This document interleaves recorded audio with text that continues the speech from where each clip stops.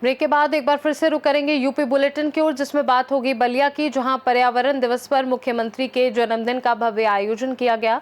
साथ ही बात होगी उन्नाव की, जहां लखनऊ कानपुर आजाद मार्ग हाईवे पर उन्नाव क्षेत्र में भूमाफियाओं द्वारा कृषि भूमि पर कथित अवैध प्लांटिंग के मामले को लेकर विवाद गहराता जा रहा है। ऐसी तमाम खबरों पर विस्तार से डालेंगे नजर।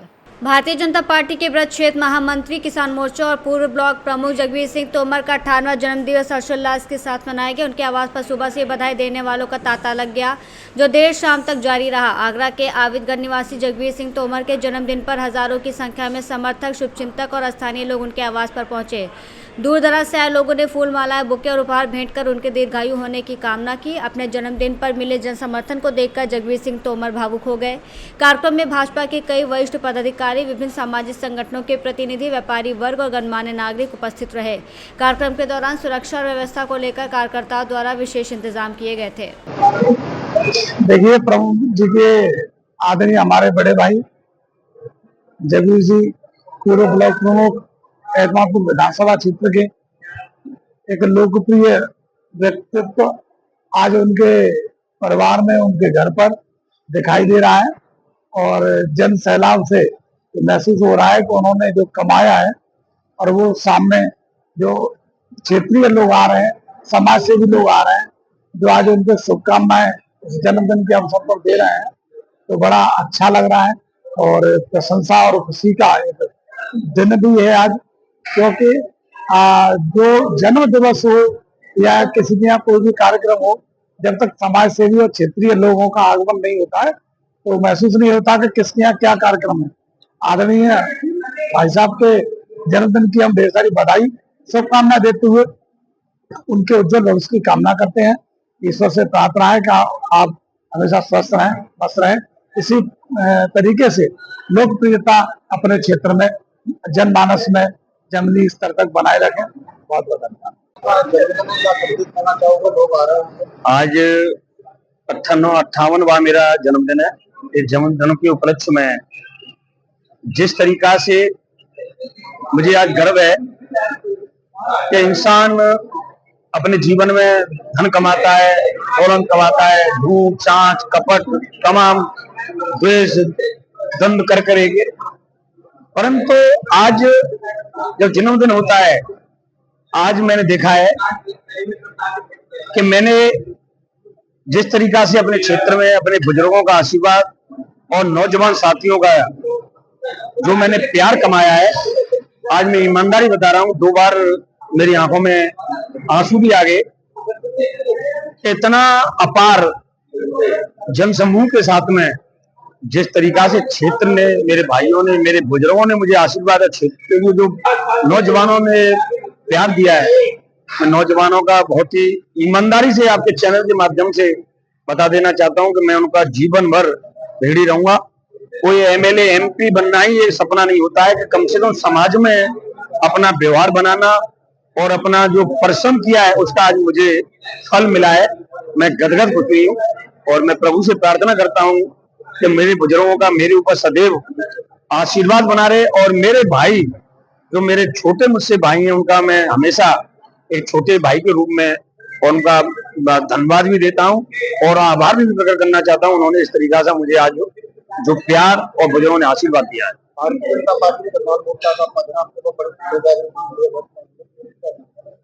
जो पार्टी के, भारतीय जनता पार्टी की जो किसान मोर्चा के माध्यम से मुझे ब्रज क्षेत्र महामंत्री के रूप में दायित्व मिला है, उससे मैं निर्वाह कर रहा हूं और इस समय जो भी पार्टी के कार्यक्रम आते हैं और जो भी बढ़ चढ़ करके जो गाइडलाइन होती है उस तरीका से मैं काम करता हूँ। मैं फतेहाबाद का प्रवासी बनाया, वहां पे वृक्षारोपण किया 2 जगह और आज भी मैंने अपने जन्मदिन के उपलक्ष्य में वृक्षारोपण करके जो माननीय मोदी जी का हमारा आह्वान है, योगी जी का एक पेड़ माँ के नाम, तो वो कार्यक्रम आज भी मैंने अपनी भारतीय जनता पार्टी के आह्वान पर आज भी वृक्षारोपण का कार्यक्रम किया है अपने जन्मदिन के उपलक्ष्य में। आगरा से सीनियर संवाददाता विष्णु बघेल की रिपोर्ट। बलिया में विश्व पर्यावरण दिवस के अवसर पर मुख्यमंत्री के 54वें जन्मदिन को लेकर विशेष आयोजन किया गया, जिसमें भाजपा नेता घनश्याम दास जौहरी ने बजरंगबली मंदिर में पूजा अर्चना कर मुख्यमंत्री के दीर्घायु और स्वस्थ जीवन की कामना की। इस दौरान उन्होंने पर्यावरण संरक्षण का संदेश देते हुए मंदिर परिसर में 5 पौधे लगाए और मुख्यमंत्री के 54वें वर्ष में प्रवेश के उपलक्ष्य में 54 दीपक भी जलाए। कार्यक्रम में बड़ी संख्या में कार्यकर्ताओं की मौजूदगी रही, जिन्होंने नारेबाजी कर माहौल को उत्साहपूर्ण बना दिया और इसे सेवा, आस्था, पर्यावरण जागरूकता से जुड़ा आयोजन बताया गया। आदित्यनाथ योगी जी का जन्मदिन आप लोग बड़ा धूमधाम से मना रहे हैं, क्या वजह है आज? बिल्कुल, बहुत बहुत धन्यवाद अमित जी, हम लोग के समक्ष आप आए हैं और हम लोगों के बीच में जो हम खुशियाँ मना रहे हैं, हम लोग उत्तर प्रदेश सरकार के यशस्वी मुख्यमंत्री और पूजनीय योगी आदित्यनाथ जी महाराज का 54वां जन्मदिन है। हम लोग के युवाओं के प्रेरणा है, सनातन धर्म और संस्कृति के पुरोधा है। पूरे विश्व में आज योगी जी महाराज की कार्यशैली जो है मुख्यमंत्री के तौर पर, सुशासन के तौर पर, कानून व्यवस्था, विकास, अर्थव्यवस्था, जिस तरीके से उत्तर प्रदेश लगातार आगे बढ़ रहा है, युवाओं का, मातृशक्ति का, छात्रों का और वृद्धजनों का, प्रबुद्धजनों का विश्वास योगी जी पे दिन पर दिन बढ़ता जा रहा है। इन सारी चीज़ों को देखते हुए हम सभी ईश्वर के समक्ष, बजरंगबली के मंदिर के समक्ष उनके जन्म दिवस के अवसर पर 54 दीप जलाकर, 5 पेड़ लगाकर आज पर्यावरण दिवस भी है। ईश्वर से प्रार्थना किए हैं कि हम लोग के पूजनीय मुख्यमंत्री जी यशस्वी हो, दीर्घायु हो, उनको और ज़्यादा कार्य शक्ति मिले, उनको क्षमता मिले, ईश्वर उनको शक्ति प्रदान करें और लंबी आयु प्रदान हो। आने वाले भविष्य में 2027 के चुनाव में उनके नेतृत्व में भारतीय जनता पार्टी की एक बार पुनः प्रचंड भाजपा की सरकार बने और पुनः तीसरी बार योगी आदित्यनाथ जी हम लोग के मुख्यमंत्री बने, यही कामना है, यही ईश्वर से प्रार्थना है। और हम सभी कार्यकर्तागण एक बार चाहते हैं कि प्रभु श्री राम की कृपा से वो इस योगी आदित्यनाथ जी का नाम हमेशा हमेशा यशस्वी हो। बहुत बहुत धन्यवाद। जन्मदिन आप लोग मना रहे हैं पेड़ लगाकर और दिए जलाकर, इसकी जन्मदिन है। सबसे पहले तो मैं देशवासियों को पर्यावरण दिवस की हार्दिक शुभकामनाएं देती हूँ और सौभाग्य की बात है आज हमारे हमारे प्रदेश के जो मुखिया हैं आदित्यनाथ योगी जी, आज उनका 54वां वर्षगांठ है, जन्मदिन है। आज पार्टी के लोग, पूरे प्रदेश के लोग हर्षोल्लास के साथ उनका जन्मदिवस मना रहे हैं। आज यहाँ जो आयोजन हुआ है 54 दीप जलाकर, हनुमान जी का ये मंदिर है, इसके उनके समक्ष में 54 दीपक जलाए हैं और उनकी दीर्घायु की कामना कर रहे हैं।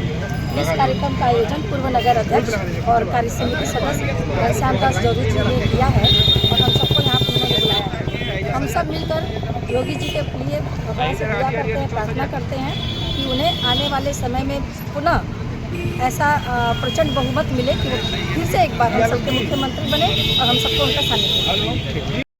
आप लोग कर रहे हैं और दिखाया जाएगा कि यहाँ दीप भी जलाए हैं, क्या है मतलब? प्रदेश के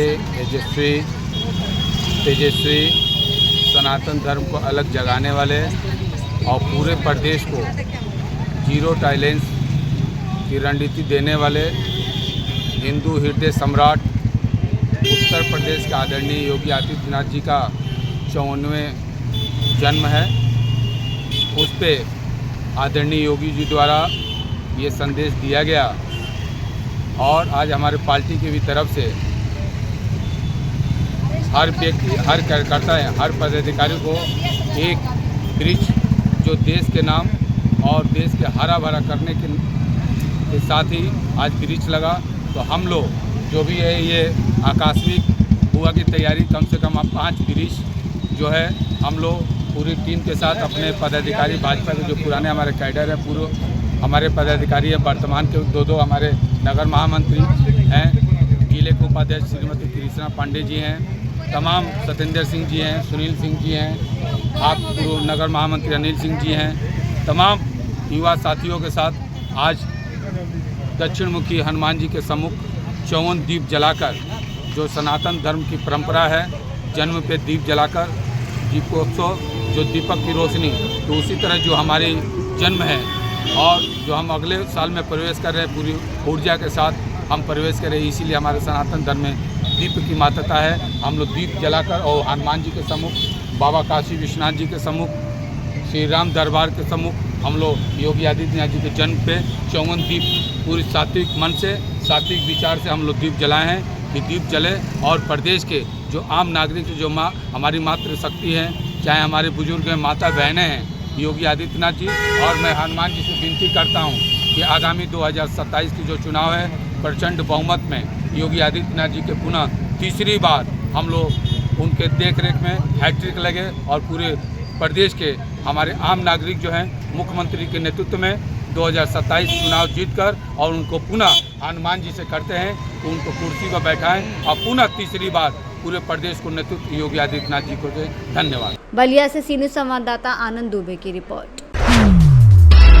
इटावा के सफाई थाना क्षेत्र में वरिष्ठ पुलिस अधीक्षक ब्रिजेश कुमार श्रीवास्तव के निर्देशन में चलाया जा रहे अभियान के तहत पुलिस ने एक अंतर जनपदीय बाइक चोर गिरोह का भांडाफोड़ करते हुए 4 शातिर आरोपियों को गिरफ्तार किया है। यह कार्रवाई रुकैया नहर पुल के पास चेकिंग के दौरान शुरू हुई, जिसमें 2 आरोपियों से अवैध हथियार भी बरामद हुए, जबकि पूछताछ के आधार पर पुलिस ने नगला चैनसुक के जंगल में छापेमारी कर बाकी 2 सदस्यों को भी पकड़ लिया।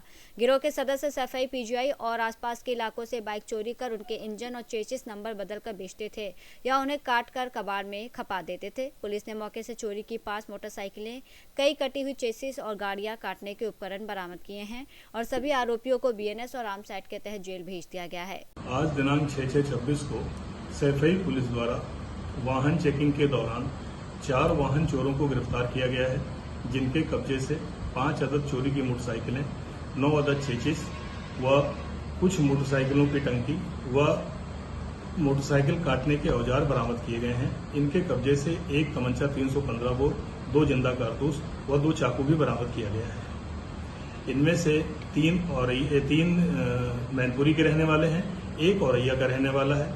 गिरफ्तार मुलजमानों में से 2 के पुराने आपराधिक इतिहास हैं, शेष के आपराधिक इतिहासों की जानकारी की जा रही है। इनसे बरामद हुआ है 5 अदद मोटरसाइकिल, 9 अदद चेसिस, 5 पेट्रोल की टंकी, मोटर काटने के 1 ग्राइंडर, 2 अदद बाइक की बैटरी, मोटरसाइकिल खोलने के टूल्स और कटिंग के सामान बरामद। इटावा से सीनियर संवाददाता देवेंद्र सिंह की report. Central bank of India की संयुक्त शाखाओं द्वारा जनपद में कृषि क्षेत्र को बढ़ावा देने के उद्देश्य से बड़ा कदम उठाया गया है। बैंक ने 14 लाभार्थियों को लगभग 20 करोड़ रुपए का कृषि ऋण स्वीकृत किया है, जिससे उन्हें आत्मनिर्भर बनाने की दिशा में सहायता मिलेगी। रीजनल हेड पंकज कुमार ने बताया कि रीजनल स्तर पर कुल 45 करोड़ रुपए का कृषि ऋण 76 लाभार्थियों को स्वीकृत किया गया है। उन्होंने कहा कि अब बैंकिंग प्रक्रिया को सरल बनाते हुए किसानों को बैंक आने के बजाय बैंक खुद उनके पास पहुंचकर ऋण उपलब्ध करा रहा है, ताकि कृषि क्षेत्र को और अधिक सशक्त किया जा सके। इसी क्रम में शनिवार को विकास भवन सभागार में किसानों के लिए एक विशेष कार्यक्रम का आयोजन भी किया गया, जिसमें किसानों को विभिन्न योजनाओं की जानकारी दी गई और उन्हें कृषि में उन्नति के लिए प्रोत्साहित किया गया। मतलब जो है लाभ मिला। सर, सबसे पहले तो धन्यवाद आप लोगों का, मीडिया बंधुओं का, कि आप लोग इस प्रोग्राम को कैप्चर करने आए हैं। सेंट्रल बैंक ऑफ इंडिया हमेशा कृषि क्षेत्र में ऋण देने में अग्रणी रहा है और आज पर्टिकुलर इस कैंपेन की बात करें, इस कैंप की बात करें तो हमने तकरीबन 45 करोड़ का सैंक्शन दिया है। रीजन एज अ होल हमारा इटावा रीजन है और अगर हम केवल फर्रुखाबाद जिले की बात करें तो हमने 20 करोड़ का सैंक्शन आज दिया है। तकरीबन 14 हमारे लाभार्थी हैं और संपूर्ण रीजन में तकरीबन 76 लाभार्थियों में हमने 45 करोड़ का हमने आज स्वीकृति प्रदान की है एग्रीकल्चर ऋण में। देखा गया सर, ऐसा अभी स्थिति ऐसी नहीं है और मैंने अपने भाषण में भी ये बताया कि जो पारदर्शिता अभी आ चुकी है इस डिजिटल वर्ल्ड में, तो कोई भी व्यक्ति आज के डेट में आसानी से किसी भी उच्च अधिकारी तक इस बात को पहुंचा सकता है कि हमको परेशान किया जा रहा है और हमें ऋण नहीं दिया जा रहा है। आज भी अगर आपने देखा है बड़े चेक्स जब जरूर थे, लेकिन उसके साथ आपने देखा कि हमने दिव्यांग व्यक्ति को भी लोन दिया और हमने छोटे छोटे ऋण भी सीकेसीसी एवं अन्य छोटे उद्योगों के लिए भी लोन दिया है। तो सेंट्रल बैंक ऑफ इंडिया में इस तरह का कोई भी ऐसा रिजर्वेशन नहीं है कि हम केवल बड़े उद्यमियों को और आसानी से जहां से लोन हमारे वापस आ जाएंगे सिर्फ उन्हीं को लोन देंगे, बल्कि जहां भी जिस भी लोन प्रपोजल में मेरिट होगा, जो भी इस क्षेत्र के विकास के लिए जिस ऋणों की जरूरत होगी, सेंट्रल बैंक ऑफ इंडिया उसमें बढ़ चढ़ के हिस्सा लेगा सर, और हमेशा लेता आया है। सर, उसमें ऐसा लोन अमाउंट का कहीं रिस्ट्रिक्शन नहीं है, वो स्कीम वाइज होता है। अगर हम पीएमईजीपी की बात करें तो हम 50 लाख तक के प्रोजेक्ट को हम उसमें फाइनेंस करते हैं अगर मैन्युफैक्चरिंग में है। उसी प्रकार से सरकार द्वारा ये लिमिट तय की जाती है किस स्कीम में कितना सब्सिडी या कितना प्रोजेक्ट कॉस्ट सरकार उसको एक्सेप्ट करती है, उसके हिसाब से बैंक अपना ऋण प्रदान करते हैं। मायने नहीं रखता है छोटे छोटे लोनों में। हाँ, केवल एक चीज़ जो इम्पोर्टेंट है कि उसको किसी भी बैंक का डिफ़ॉल्टर नहीं होना चाहिए। सिविल खराब होने के लिए कई सारी चीज़ें होती हैं। अगर कोई आदमी भूल गया कोई एक EMI देने के लिए तो पुनः उसको ठीक करवाया जा सकता है। लेकिन अगर किसी ने डेलिबरेटली अगर कोई किसी जगह से ऋण लेके किसी संस्था से ऋण लेकर उसको ना चुकाया हो और बैंकों को उसको अपना फंड डाल के उसको राइट ऑफ किया गया हो, तो सर आप भी जानते हैं ये पब्लिक का पैसा है और हमको पब्लिक से पैसा हम लेते हैं तो उनको इंटरेस्ट भी वापस करना है। तो ऐसे में कुछ वैसे लोग जो जानबूझकर अगर इसकी गलत फ़ायदा उठाना चाहते हैं तो उनको संस्था से दूर रखने के लिए इस तरह का रेस्ट्रिक्शन लाया जाता है। बाकी आम आदमी के लिए कोई रेस्ट्रिक्शन नहीं है। ठीक है, थैंक यू। नीचे के तबके के लोगों तक हमको पहुंचना है, उनको जो भी सुविधाएं बैंक की सरकार की पहुंचाना है। तो केंद्रीय कार्यालय से सर आए, हमारा मतलब जो बैंक का जो उद्देश्य है, जो लक्ष्य है, ज़्यादा से ज़्यादा लोगों तक पहुंचना है। क्रेडिट आउटरीच का मतलब ही यही है कि हमें कस्टमर तक रीच करना है। आउटरीच मतलब हमें बाहर निकल के बैंक उन तक रीच करने की कोशिश कर रहा है। पहले कस्टमर आते थे, अब बैंक वहाँ तक पहुँचने की कोशिश करता। तो यही मकसद है। इसी मकसद के साथ सर भी केंद्रीय कार्यालय से आए, हम लोग भी इधर आए। तो हम भी चाहते हैं लोग हमको समस्याएं बताएं, कोई परेशानियाँ बताएं और लोगों की समस्याएं सॉल्व करते हुए हम ज़्यादा से ज़्यादा लोगों को। ठीक है। फर्रुखाबाद से सीनू संवाददाता आदेश की रिपोर्ट। जिला कांग्रेस कमेटी ने महंगाई, बेरोजगारी, भ्रष्टाचार और लगातार हो रहे पेपर लीक मामलों को लेकर शुक्रवार को जोरदार प्रदर्शन किया। जिलाध्यक्ष संदीप राणा के नेतृत्व में सैकड़ों कांग्रेस कार्यकर्ता पार्टी कार्यालय पर इकट्ठा हुए और सरकार के खिलाफ नारेबाजी करते हुए कलेक्ट्रेट पहुंचे। प्रदर्शन की शुरुआत कांग्रेस कार्यालय से हुई, जहां जिलाध्यक्ष संदीप राणा ने कार्यकर्ताओं को संबोधित किया। उन्होंने कहा कि आज आम जनता महंगाई से त्रस्त है। रसोई गैस, पेट्रोल, डीजल और खाद्य सामग्री के दाम लगातार बढ़ रहे हैं। कलेक्ट्रेट पहुंचकर कांग्रेस प्रतिनिधिमंडल ने जिलाधिकारी को राष्ट्रपति के नाम संबोधित ज्ञापन सौंपा। ज्ञापन में मांग की गई कि महंगाई पर नियंत्रण लगाया जाए, रिक्त पदों पर पारदर्शी भर्ती प्रक्रिया शुरू की जाए, पेपर लीक मामलों को CBI जांच कराई जाए और दोषियों पर सख्त कार्रवाई की जाए। जिलाध्यक्ष संदीप राणा ने चेतावनी दी कि यदि सरकार ने जल्दी इन मांगों पर ध्यान नहीं दिया तो कांग्रेस सड़क से लेकर संसद तक आंदोलन को और तेज करेगी। प्रदर्शन में पूर्व विधायक, ब्लॉक अध्यक्ष, महिला कांग्रेस, युवा कांग्रेस और NSUI के पदाधिकारी सहित बड़ी संख्या में कार्यकर्ता मौजूद रहे। देखिए, जो आज हमने प्रदर्शन किया है ये आज नहीं, कांग्रेस पार्टी की शुरू से नीति रही है। कांग्रेस पार्टी हमेशा मुद्दों पे बात करती है। बढ़ती महंगाई पे, शिक्षा महंगी हो गई है, गैस सिलेंडर महंगे हो गए, पेट्रोल के दाम बढ़ गए। सरकार के सर पर कोई जूं रेंगने का काम नहीं हो रहा। सरकार आज भी जनता को हिंदू और मुस्लिम के मुद्दों में भटका के रखी है और इस हिंदू मुस्लिम के मुद्दों के पीछे सरकार ने इस देश को बेच डाला है। हर तरफ भ्रष्टाचार है, हाहाकार है, हर आदमी त्रस्त है। टाइम पे बिजली नहीं मिल रही, किसानों को खाद नहीं मिल रहा। जो अपने अभिभावक है वो पता नहीं कैसे कैसे अपने बच्चों को बढ़ा रहे। क्या होता है, हर बार पेपर लीक हो जाता है। इतने बड़े जनसमूह, युवाओं का भविष्य खतरे में है, लेकिन सरकार इस पर कोई बात करने को तैयार नहीं। सरकार बात काहे पे करेगी? हिंदू पे, मुसलमान पे, मंदिर पे, मस्जिद पे। क्या यही देश में मुद्दे रह गए? क्या इसी से विकास होगा? देश का विकास अगर होगा तो महंगाई कम करने से होगा, भ्रष्टाचार कम करने से होगा। देश का विकास अगर होगा तो अच्छी सुविधा, अच्छा स्वास्थ्य, अच्छा रोजगार, उससे देश का विकास होगा। इन बेतुके मुद्दों का, धर्म और जाति पर देश में नफरत को बांटा जा रहा है। जो ये नफरत का खेल है, ये सरकार इन हिंदू संगठनों के द्वारा अपने सह पे करवा रही है। आप ये बताइए कि देश में इतनी महंगाई बढ़ चुकी है, इतने पेट्रोल महंगा हो गया, गैस महंगी होगी, शिक्षा महंगी होगी और हॉस्पिटल में इलाज करवाने जाए तो आम आदमी प्राइवेट अस्पतालों में अपना इलाज नहीं करवा सकता। हर तरफ तराई है, किसान परेशान है। कर्जा देश पे इतना हो चुका कि अगर आंकड़े देखें तो आप अंदाजा नहीं लगा सकते कितना गुना कर्जा 10 साल में, 12 साल में सरकार ने दिया। दिल्ली के अंदर नहीं, हर राज्य में, हर जिले में, हर शहर में तराई मची हुई है। ये तो सरकार नहीं चाहती कि लोग बाहर आए, लोग सड़कों पर आए। प्रशासन के द्वारा हमें रोक दिया जाता है, प्रदर्शन नहीं करने दिया जाता। वजह क्या है कि अगर दिखेगा ना कि इतना लोग तराई मच रही है तो सरकार उसी दिन गिर जाएगी। ये दिखाना नहीं चाहते। सहारनपुर से सीनियर संवाददाता शाकिर राजपूत की रिपोर्ट। बहजोई क्षेत्र की सियासत और विकास की तस्वीर बदलने के उद्देश्य से मुकेश कुमार खड़गवंशी ने गांव-गांव जनसंपर्क अभियान शुरू कर दिया है। अपने अभियान के तहत वो 16 जून को जिलाधिकारी अंकित खंडेलवाल को एक महत्वपूर्ण ज्ञापन सौंपेंगे, जिसमें क्षेत्र के विकास से जुड़ी 5 प्रमुख मांगें रखी जाएंगी। मुकेश कुमार खड़गवंशी का कहना है कि बहजोई लंबे समय से विकास की प्रतीक्षा कर रहा है और अब समय आ गया है कि जनता की इन अपेक्षाओं को धरातल पर उतारा जाए। इसी क्रम में 16 जून को सुबह 10 बजे काली मंदिर मिनी ग्राउंड बहजोई में एक विशाल जनसभा का आयोजन किया जाएगा। इस कार्यक्रम में हजारों लोगों के शामिल होने की संभावना जताई जा रही है। आयोजन का उद्देश्य केवल मांगे प्रस्तुत करना नहीं, बल्कि क्षेत्र के विकास के लिए संगठित जन आंदोलन खड़ा करना बताया जा रहा है। इसमें युवा, किसान, व्यापारी, बुजुर्ग और समाज के विभिन्न वर्गों से शामिल होने की अपील की गई है। हमारे साथ मौजूद है मुकेश खड़गवंशी जी। खड़गवंशी जी, आप 16 जून को जो बहजोई काली मंदिर ग्राउंड पर कार्यक्रम कर रहे हैं, इसको लेकर आपका क्या उद्देश्य है? देखिए, सबसे पहले तो मैं आपको धन्यवाद कहना चाह रहा हूँ आपके चैनल के माध्यम से कि आपने जो है ये जनता की आवाज़ को उठाने का जो कार्य करा, ये बहुत अच्छी बात है। जनता की जो आवाज़ है वो हमारे माननीय मुख्यमंत्री योगी आदित्यनाथ, जो इस प्रदेश के एक प्रभावशाली मुख्यमंत्री हैं, जिनके राजकाल में सब कुछ आज जो उत्तर प्रदेश एक उत्तम प्रदेश बना है। हम उसी को लेकर, इस क्षेत्र के विकास को लेकर एक मिनी ग्राउंड काली मंदिर से पदयात्रा प्रारंभ होगी और माननीय डीएम साहब जी को हम ज्ञापन देंगे मुख्यमंत्री जी के लिए। वो हमारी मांगे जो है। अच्छा, उसकी टाइमिंग क्या होगी? उसकी टाइमिंग सुबह 10 बजे जो हमारी पदयात्रा शुरू होगी।